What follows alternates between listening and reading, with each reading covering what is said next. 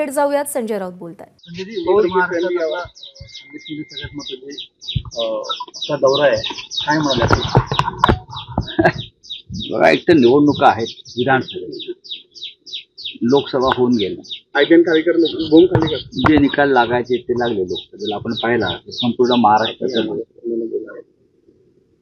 पण आता विधानसभेची तयारी ही अत्यंत महत्वाची. आणि महाविकास आघाडीमध्ये या संदर्भात चर्चा सुरू झाली आहे. खानदेशातला अनेक जागांवर शिवसेना यापूर्वी लढत आलेली आहे, जिंकलेली आहे. नंदुरबार असेल, जळगाव असेल, रावेरमधला काही भाग असेल, धुळे असेल, त्या दृष्टीनं पदाधिकारी कार्यकर्ते यांच्याशी बोलून पुढली रणनीती काय असावी, कोणत्या जागा आपण लढायला हव्या, महाविकास आघाडीमध्ये घटक पक्षांना कोणत्या जागा जाऊ शकतात, याची चर्चा तर होतच असते. आणि विधानसभा मतदारसंघामध्ये कार्यकर्त्यांच्या बैठक आहेत, मेळावे आहेत, आणि ते संपूर्ण राज्यभरात सुरू आहे. ते फक्त खानदेशातच सुरू असं नाही, संपूर्ण राज्यभरात सुरू. आता कालपासून आदित्य ठाकरेजी नाशिकला आहेत, आज येवल्याला आहेत, आता उद्धवजी जात आहेत दौऱ्यावर पुन्हा अनेक भागात. आणि महाविकास आघाडीचे इतर पक्षाचे नेते सुद्धा याच कामात गुंतलेले आहेत. तर हे चालायचं. तर बदलापूरचं आंदोलन हे राजकीय हेतूने प्रेरित होतं असं मुख्यमंत्री एकनाथ शिंदे यांनी सांगितलं असून त्याच्यावर विरोधकांवर संशय व्यक्त केला. त्यांनी आमच्यावर संशय व्यक्त केलाच पाहिजे, कारण तो एक संशयी आत्मा आहे. या राज्याचा मुख्यमंत्री हा एक संशयी आत्मा आहे, आणि त्याचं दिवसातला अर्धा दिवस हा संशय कल्लोळात जादूटोणा, मंत्र, तंत्र, अंधश्रद्धा या कामात जातो. तर त्यांना असा संशय येणं साहजिकच आहे. त्यांना कदाचित असंही वाटलं असेल की बदलापुरातलं आंदोलन, हजारो लाखो लोक जे रस्त्यावर उतरले, तो सुद्धा त्यांच्यावरती कोणती जादूटोणा केला असेल, कारण ते जादूटोणा प्रेमी. पण त्याने डोळे नीट उघडले तर त्यांना दिसेल की बदलापूरच्या घटनेचे पडसाद राज्यभर उमटलेले आहेत. एकाच वेळेला लाखो लोक तुमच्या मुलाच्या मतदारसंघात रस्त्यावर उतरले. लक्षात घ्या, तुमचा मुलगा तिकडला खासदार आहे आणि तुम्ही किंवा तुमचा मुलगा त्या आंदोलकांच्या साध्या भेटीला त्या क्षणी जाऊ शकले नाहीत. एवढे तुम्ही घाबरलेले होता, एवढे तुम्ही भयग्रस्त होता. आज तुम्ही नेतृत्व म्हणता ना, ठाण्याचं नेतृत्व मी करतो अनेक वर्ष, पण बदलापूरच्या त्या पीडित महिलेचा ती तक्रार पोलीस घ्यायला तयार नव्हते 10 तास. हे काय विरोधकांनी केलं का? ही आई, त्या लहान मुलीची आई, जी स्वतः एक गरोदर आहे महिला, ती 10 तास ची वणवण फिरत होती. यात विरोधकांचा काय दोष आहे? काल तुम्ही पाहिलं असेल की मुख्यमंत्र्यांची बदलापूर नंतरची क्लिप व्हायरल झाली आहे, आणि मुख्यमंत्री असं सांगतायत की 2 वर्षापूर्वी महाराष्ट्रामध्ये अशीच एक घटना घडली, पण आम्ही ती फास्ट ट्रॅकवर चालवली आणि आरोपीला 2 महिन्यापूर्वी फाशी दिली.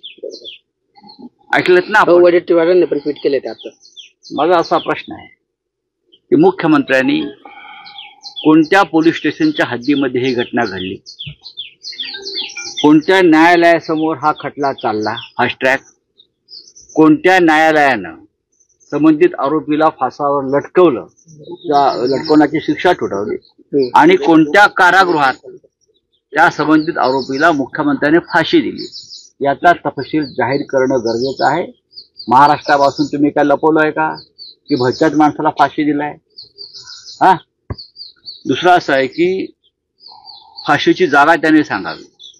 वर्षा बंगल्याच्या मागे फाशी दिली की राजभवनाच्या मागे फाशी दिली? एखाद्या राज्यामध्ये जर कोणाला फाशीची शिक्षा ही अंमलबजावणी करायची असेल तर त्यासाठी राजभवनात नोंद करावी लागते, राज्यपालांचा आदेश काढावा लागतो.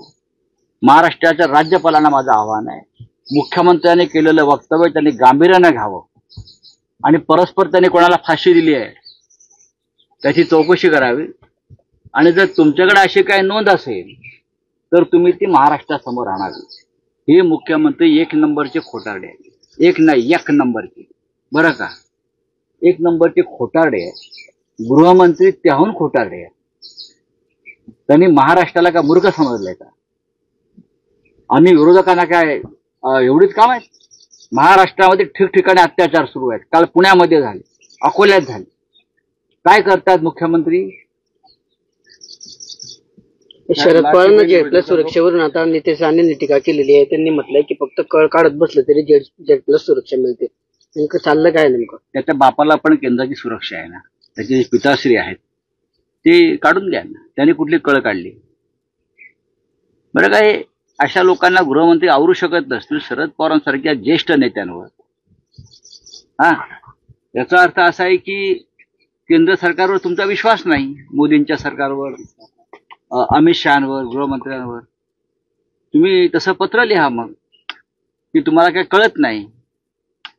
त्याच्यामुळे महाराष्ट्र ज्यांना सुरक्षा दिली आहे केंद्राने ती काढून घ्या.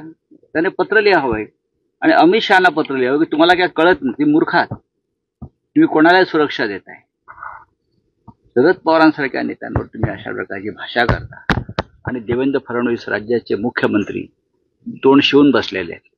तर रेखा सकटच्या आश्रमातून 2 महिलांना सुटका मिळालेली आहे. एक कॅन्डलच्या संदर्भात. कुठल्या? रेखा सकट, कराडच्या रेखा सकटला. आणि जेव्हा लोकशाहीने ही बातमी चालवली तेव्हा पोलिसांना जाग आलेली आहे. तो आहे ना, हे महाराष्ट्रात अशा घटना घडतायत आणि मुख्यमंत्र्यांकडे त्याची माहिती नाही. साहेब, लाडकी बहीण योजनेचा जो निधी आहे तो आता 1% निधी सर्व ज्या महिला बालकल्याण योजना आहेत तो वळवण्यात आलेला आहे आणि त्याचा परिणाम आता इतर ज्या महिलांसाठी इतर अनेक योजना महिलांच्या त्याच्यामुळे रखडल्या आहेत. मुलांच्या आश्रमशाळांच्या सुद्धा निधीमध्ये घट करण्यात आलेली आहे. भविष्यामध्ये शिक्षणातला निधी सुद्धा कमी केला जाईल, कारण त्यांना निवडणुका जिंकायच्या. निवडणुका जिंकण्यासाठी हे सरकार कोणत्याही थराला जाईल. जर सरकार आणण्यासाठी 50 रेडे कापू शकतात गुवाहाटीत जाऊन, तरी जनतेचे बळी घेतीलच. सर, मुख्यमंत्र्यांचा ताप अडवलाय. मुख्यमंत्र्यांचा ताप मराठा समाजाने मुख्यमंत्र्यांचा ताप अडवलाय. मला असं वाटतं त्याच्यावरती त्या समाजाचे नेते अधिक चांगलं वक्तव्य करू. लाडक्या बहिणीप्रमाणे लाडका शेतकरी योजनेची घोषणा केलेली आहे मुख्यमंत्र्यांनी काल. लाडका शेतकरी म्हणून करू द्या ना. याच्या आधी काही शेतकरी लाडका नव्हता कोणाचा, यांचाच लाडका आहे. त्यांनी ठरवले लाडका गद्दार ही योजना आणली पाहिजे. लाडका गद्दार, लाडका बेईमान या योजनेची गरज आहे. कारण भविष्यामध्ये त्यांचं सरकार गेल्यावर त्यांना आपल्या लाडका गद्दारांना घेऊन बसावं लागेल. तर बदलापूरमधल्या घटनेवरून संजय राऊत यांनी मुख्यमंत्री एकनाथ शिंदे त्यांचे पुत्र खासदार श्रीकांत शिंदे यांच्यावर टीका केली आहे. गृहमंत्री देवेंद्र फडणवीसांवरही टीका केली आहे. एबीपी माझा, उघडा डोळे बघा नीट.